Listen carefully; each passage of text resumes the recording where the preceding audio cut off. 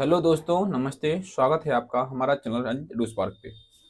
आज देखेंगे पूर्णांक संख्याओं में जो धनात्मक पूर्णांक होता है, इसको किस प्रकार से हम विभाजित कर सकते हैं और ये किस किस प्रकार की संख्याओं में विभाजित होता है।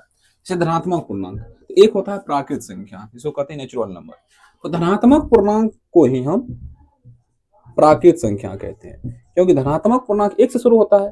ठीक ना, एक दो तीन चार पाँच छ सोन ये बढ़ता जाएगा। इसको क्या कहते हैं? प्राकृत संख्या। ये गिनती की संख्या है, 1 2 3 4 5 6 7, ये सब क्या है? गिनती की संख्या है, इसी को प्राकृत संख्या कहते हैं। शून्य क्या है? शून्य ना तो धनात्मक पूर्णांक होता है, ना तो ऋणात्मक पूर्णांक होता है। ठीक ना। तो शून्य सहित गिनती की संख्या, अब इसमें शून्य भी शामिल कर देंगे, यानी कि शून्य 1 2 3 4 5 सोन बढ़ता जाएगा। इसको कह जाते हैं पूर्ण संख्या, मतलब होल नंबर। इसको क्या कह सकते हैं हम? पूर्ण संख्या। ये क्या है? Whole number. ये पूर्ण संख्या है। ये क्या है? पूर्ण संख्या। ये क्या है? ये प्राकृत संख्या है। तो गिनती की संख्या में जब हम जीरो को शामिल कर देते हैं तो ये पूर्ण संख्या हो जाता है। ये हो जाता है ऋणात्मक पूर्णांक।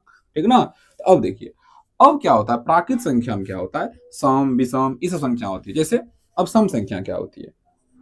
शॉर्टकट में देखते हैं, सम संख्या क्या होता है। ठीक ना। अब सम संख्या क्या होता है, इसको मिटाते हैं। अब देखिए सम संख्या क्या होता है, इवेंट नंबर क्या होता है। सम संख्या वैसा संख्या जो दो से पूरा पूरा विभाजित हो। वैसा संख्या जो दो से पूरा पूरा विभाजित हो। ठीक ना। जिसको दो से पूरा पूरा भाग देंगे वो विभाजित हो, दो से भाग देंगे तो पूरा पूरा विभाजित हो जाए, कोई रिमाइंडर या मतलब कोई शेषफल नहीं बचे, इसको क्या कहेंगे हम? सम संख्या कहेंगे। जैसे देख लीजिए, 2 4 6 8 100 200 500, ये सब क्या है? सब सम संख्या है। ठीक ना, क्योंकि सब किसी भी संख्या को आप दो से विभाजित कीजिएगा तो पूरा पूरा लग जाएगा, शेषफल जीरो आएगा। ठीक ना। लेकिन इस संख्या को कैसे पहचानेंगे? तो बड़ा से बड़ा संख्या दिया रहेगा, तो ऐसे देखना है। ठीक ना, इसको ऐसे देखना है।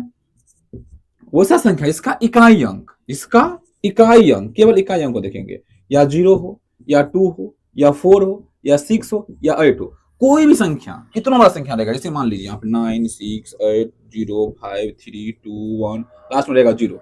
जीरो है ना। इकाई अंक देख लीजिए, इकाई अंक जीरो हो गया, ये संख्या दो से विभाजित होगा। या इकाई अंक दो हो गया, विभाजित होगा। इकाई अंक चार हो गया, विभाजित होगा दो से। इकाई अंक छह हो गया, विभाजित होगा। इकाई अंक आठ हो गया, पूरी संख्या विभाजित होगा दो से। केवल इकाई अंक को देख करके हम पता कर सकते हैं ये संख्या सम संख्या है। केवल इकाई अंक क्या होना चाहिए? 0 2 4 6 8, ये क्या हो जाएगा? ये सम संख्या हो जाएगा। ठीक ना, ये सम संख्या हो जाएगा। उसी प्रकार होता है विषम संख्या। अब विषम संख्या क्या होता है? जैसे इसका उल्टा, विषम संख्या क्या होता है? वैसा संख्या जो दो से पूरा पूरा विभाजित नहीं हो, दो से पूरा पूरा विभाजित नहीं होगा। ठीक ना। इसका इकाई अंक क्या होगा? 1 3 5 7 9।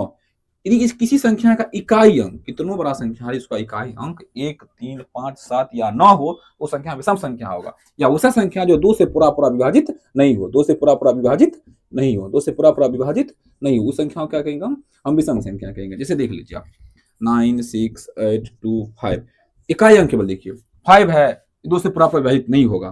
ठीक ना। इकाई अंक उसे भी 5 है, ये क्या हो जाएगा? विषम संख्या हो जाएगा। ये क्या हो जाएगा? विषम संख्या हो जाएगा। ठीक है ना। उसे देख लीजिए, कितना बड़ा संख्या लीजिए, 9 6 0 8 9 6 5 2 1। अब देख लीजिए, इकाई अंक क्या है? 1 है, इकाई अंक यदि 1 आ गया, विषम संख्या हो जाएगा।